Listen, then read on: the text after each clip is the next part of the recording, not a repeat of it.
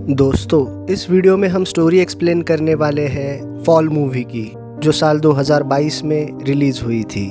Movie की शुरुआत में हम देखते हैं एक married couple Dan and Becky को, जो पहाड़ के ऊपर चढ़ रहे थे एंड उनके साथ थी बेकी की बेस्ट फ्रेंड हंटर। सब कुछ सही जा रहा था एंड वो ऊपर पहुंचने ही वाले थे, बट डैन के ऊपर चढ़ते वक्त उसके सामने एक छोटी सी केव आ जाती है एंड उसके अंदर एक चिड़िया का घोंसला था। डैन जैसे ही केव के अंदर हाथ डालता है, वो चिड़िया उड़कर बाहर आती है एंड डैन का हाथ छूटकर वो बीच हवा में रस्सी के सहारे लटक जाता है। हवा में उल्टा लटकने की वजह से उसका बैलेंस बिगड़ जाता है एंड वो दोबारा बैलेंस नहीं बना पाता। तब बेकी उसकी हेल्प करने के लिए उसके पास नीचे जाने लगती है, बट कोई फायदा नहीं होता। तब तक डैन की रस्सी खुल जाती है and Dan Becky and Hunter के सामने नीचे गिर जाता है।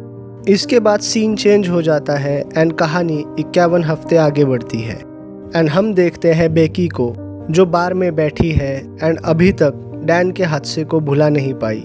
वो आज भी डैन को बहुत मिस करती है। उसने डैन की अस्थियों को अभी तक संभाल कर रखा है। डैन के गम को भूलने के लिए उसने शराब का सहारा लेना शुरू किया है एंड वो हद से ज़्यादा पीने लगी है। वो रोज़ डैन के नंबर पर कॉल करती है एंड डैन को याद करती है। शराब पीने के बाद बेकी बार से बाहर निकलती है, जहाँ पर उसके डैड उसे घर ले जाने के लिए आए थे।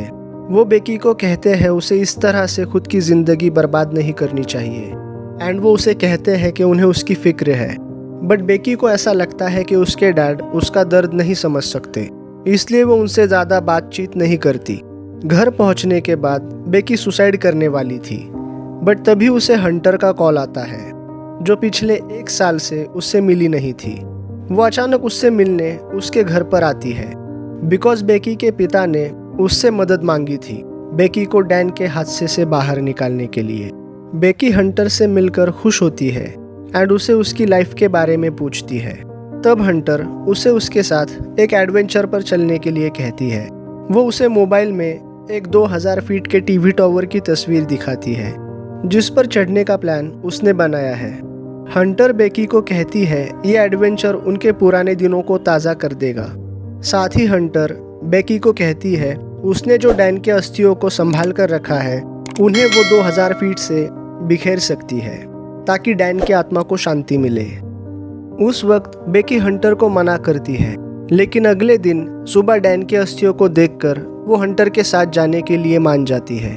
वो दोनों तैयार होकर निकल पड़ते हैं अपने नए एडवेंचर के लिए। गाड़ी में बैठकर बेकी हंटर के मोबाइल पर कुछ पुरानी फोटोज देख रही थी, जिसमें एक फोटो में हंटर के कंधे पर किसी लड़के का हाथ रखा हुआ था, बट जहाँ तक बेकी जानती थी हंटर सिंगल थी एंड उसके लाइफ में कोई लड़का नहीं था। तब बेकी हंटर को चिढ़ाने के लिए उसे उस तस्वीर के बारे में पूछती है, बट हंटर कुछ नहीं बताती एंड बात टाल देती है। तभी गाड़ी में बेकी को उसके डैड का कॉल आ रहा था, बट वो कॉल को पिक नहीं करती। रास्ते में वो एक मोटेल पर रुकते हैं, जहां हंटर बेकी को कहती है वो एक ब्लॉगर है एंड यूट्यूब पर अपने वीडियोस अपलोड करती है एंड उसे अच्छे खासे पैसे मिलते हैं अपने वीडियोस के लिए। वो दोनों खिड़की से बाहर देखते हैं, जहां उन्हें वो टावर दिखाई देता है एंड वहां उस टावर पर लाइट जल रही थी, ताकि एरोप्लेन्स को वो टावर दिखे। रात को बेकी को एक नाइटमेयर आता है एंड वो डर कर सुबह उठ जाती है। अगले दिन हंटर ब्लॉग बनाते हुए टावर के लिए निकलती है।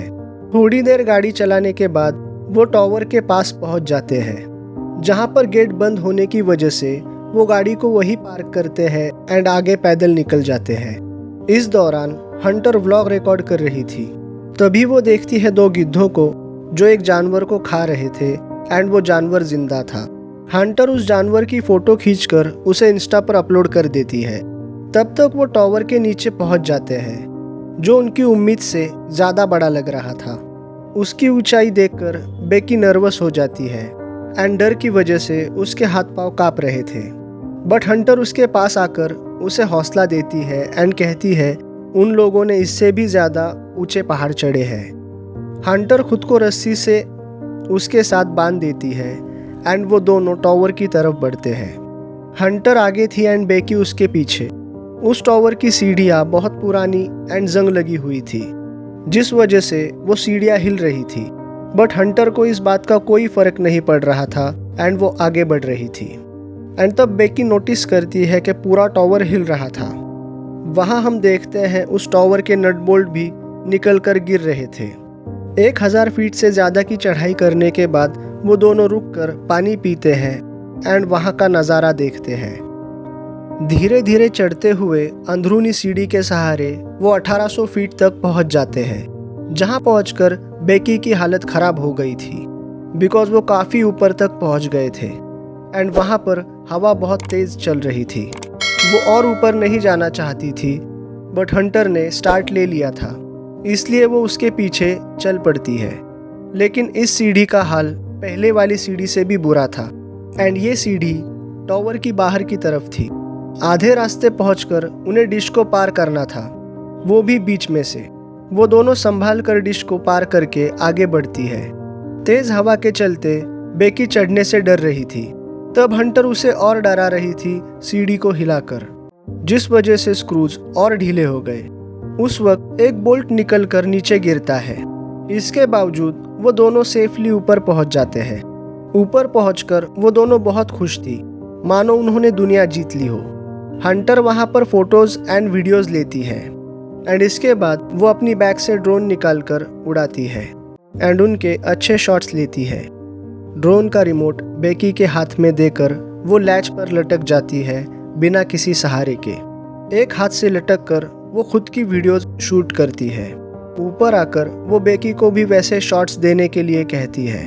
पहले तो बेकी मना करती है बट हंटर के जोर देने पर वो हंटर का हाथ पकड़कर वहाँ लटक जाती है एंड तब हंटर उसके साथ सेल्फी खींच लेती है।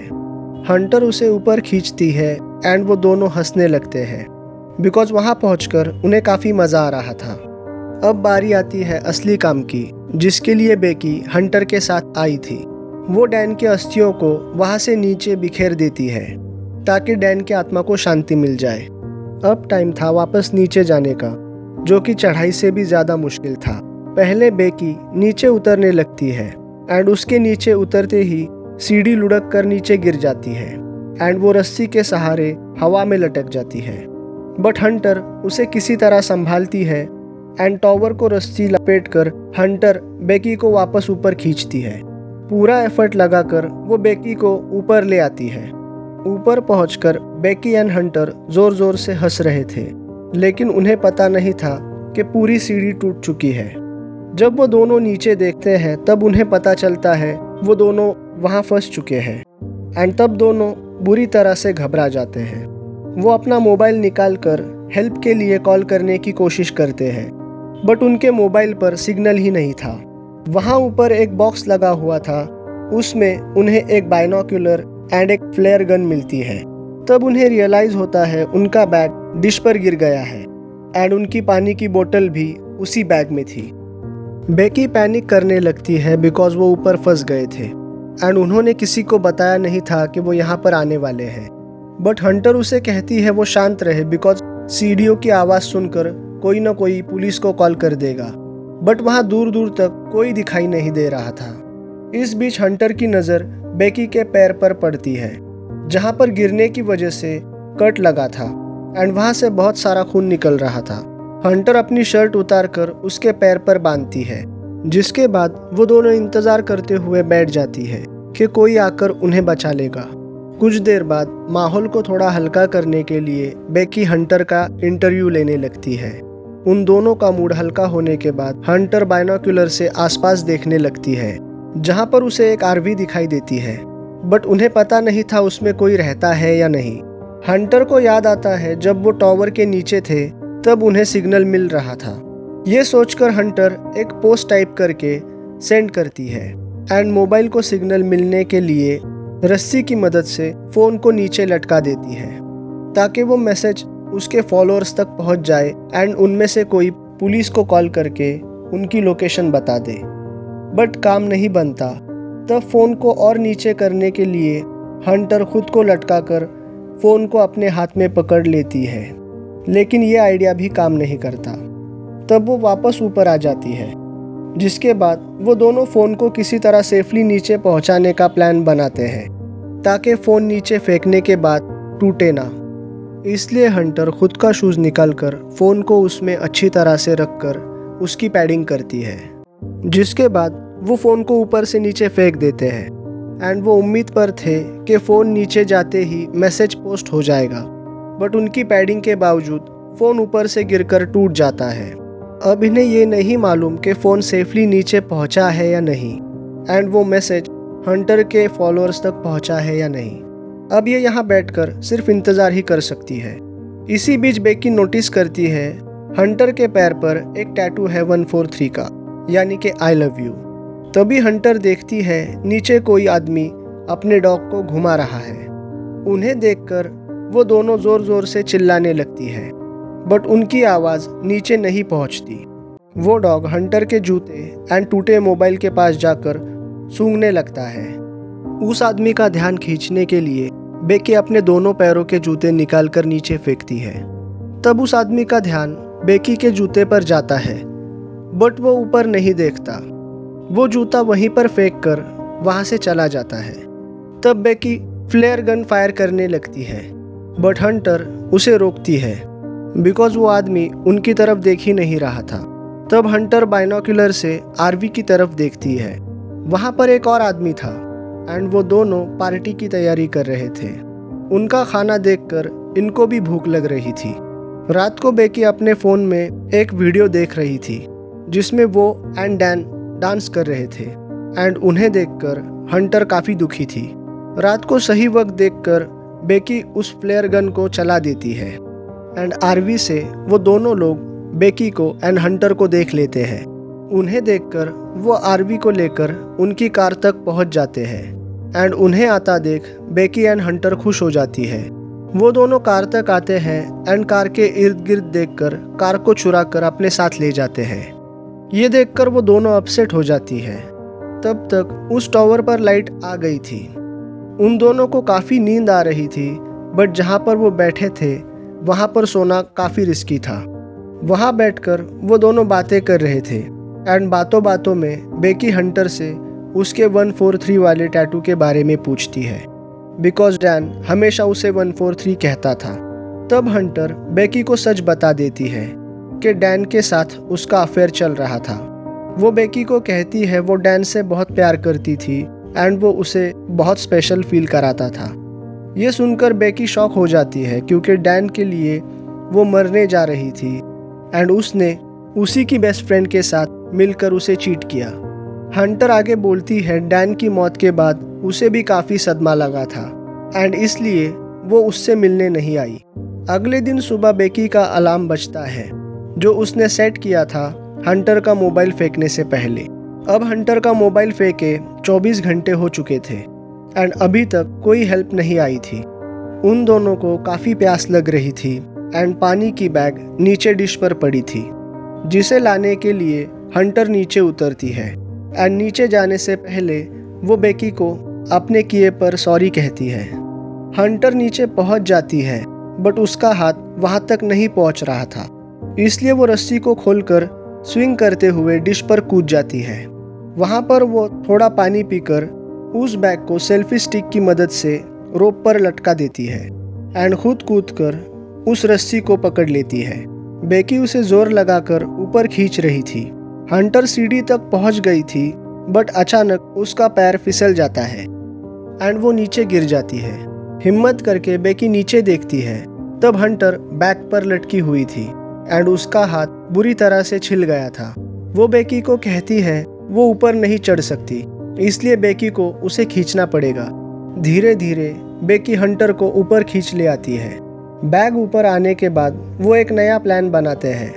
बैग में हंटर का ड्रोन था जिसकी मदद से वो अपनी लोकेशन किसी को बता सकते थे, इसलिए बेकी एक नोट लिखती है एंड उसे ड्रोन पर चिपका कर उसे मोटेल तक भेजने की सोचते हैं, जहाँ पर कोई शख्स उस नोट को पढ़कर पुलिस को कॉल करके उनकी लोकेशन बता देगा।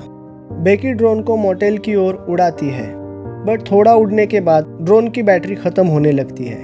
बड़ी मुश्किल से वो ड्रोन को वापस ले आती है।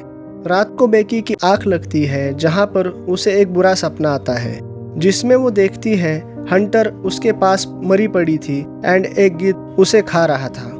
ये देखकर वो डर से उठ जाती है। वहाँ टावर की लाइट को देखकर बेकी को एक आइडिया आता है ड्रोन को चार्ज करने का। सुबह होते ही बेकी उस पोल पर बिना किसी सहारे चढ़ जाती है। ऊपर पहुंचकर उस लाइट को खोलकर वो चार्जर उसमें लगा देती है एंड ड्रोन चार्ज होने लगता है। बेकी ड्रोन को चार्जिंग पर लगाकर उस पोल पर लटकी हुई थी। तभी गिद्ध वहां उस पर हमला करके उसकी मुश्किलें बढ़ा देता है। इस चक्कर में उसका बैग नीचे गिर जाता है एंड तब उस बैग को हंटर नहीं पकड़ती। हिम्मत करके वो वहां लटकी हुई थी जब तक ड्रोन फुल चार्ज ना हो जाए। चार्ज होने के बाद वो वापस नीचे आती है। अब वो 10 बजने का वेट कर रही थी ताकि मोटेल खुले एंड कोई इंसान उनके नोट को पढ़े। बेकी की आंखें भारी होकर उसे नींद आ रही थी, लेकिन हंटर उसे हिम्मत देकर उसे जगाए रखती है। 10 बजते ही बेकी उस ड्रोन को मोटेल की ओर उड़ा देती है। ड्रोन मोटेल तक पहुंच ही गया था, तभी वहां एक ट्रक आकर उस ड्रोन को उड़ा देता है। बचने की सारी उम्मीदें खोते देख बेकी रोने लगती है। शाम हो रही थी एंड आसमान में तूफान आ रहा था। बेकी को बहुत नींद आ रही थी, लेकिन हंटर उसे कहती है अगर वो सो गई तो गिद्ध उसे खा लेंगे। तूफान के जाने के बाद बेकी हंटर से उसका जूता मांगती है बिकॉज वो अपना फोन उसके जूते में डालकर नीचे फेंकना चाहती थी। बट हंटर कहती है वो उसका जूता नहीं दे सकती बिकॉज उसका जूता उसके साथ नीचे पड़ा हुआ है। एंड हमें यहाँ पता लगता है जब हंटर नीचे गिरी थी तभी वो डिश पर गिरकर मर गई थी एंड उसने कभी रस्सी को पकड़ा ही नहीं था। बेकी ने सिर्फ बैग को ही ऊपर खींचा था। असल बात ये थी कि बेकी हंटर की डेथ को एक्सेप्ट नहीं करना चाहती थी। हिम्मत करके वो तूफान का भी सामना करती है एंड अपने डैड के लिए एक मैसेज रिकॉर्ड करती है। एंड इधर हम उसके डैड को देखते हैं जो बेकी के लिए परेशान हो रहे थे। अगली सुबह वो बेजान पड़ी थी, तभी उसके पास एक गिद्ध आता है एंड उसे मरा समझकर खाने लगता है। तभी वो गिद्ध को पकड़कर उसका सिर पटक पटक कर उसे मार देती है एंड उसे खाती है। शाम को वो फाइनल प्लान को अंजाम देने के लिए रोप को सीढ़ी पर लगाकर वो नीचे हंटर की लाश के पास पहुंच जाती है। वहां पहुंचकर वो मोबाइल में अपने डैड को मैसेज लिखकर अपनी लोकेशन उन्हें बताती है, जिसके बाद वो फोन को हंटर के जूते में डालकर वो जूता हंटर के पेट में डालती है एंड हंटर की बॉडी को नीचे फेंक देती है। बॉडी नीचे गिरने के बाद मैसेज उसके डैड को मिल जाता है एंड वो पुलिस को बताकर अपनी बेटी को लाने बेकी की बताई लोकेशन पर पहुंचते हैं। वहां पहुंचकर वो एक डेड बॉडी को देखते हैं, जिसे देखकर उन्हें लगता है उन्हें पहुंचने में देर हो गई, लेकिन वो बॉडी हंटर की थी। तभी बेकी को सही सलामत देखकर वो खुश हो जाते हैं एंड बेकी अपने डैड को गले लगाकर रोने लगती है। इसी के साथ ये मूवी यहीं पर ख़त्म हो जाती है। दोस्तों, आपको वीडियो कैसा लगा हमें नीचे कमेंट करके ज़रूर बताइए और ऐसे ही इंटरेस्टिंग वीडियोज़ के लिए हमारे चैनल को सब्सक्राइब कीजिए। मिलते हैं आपसे अगले वीडियो में।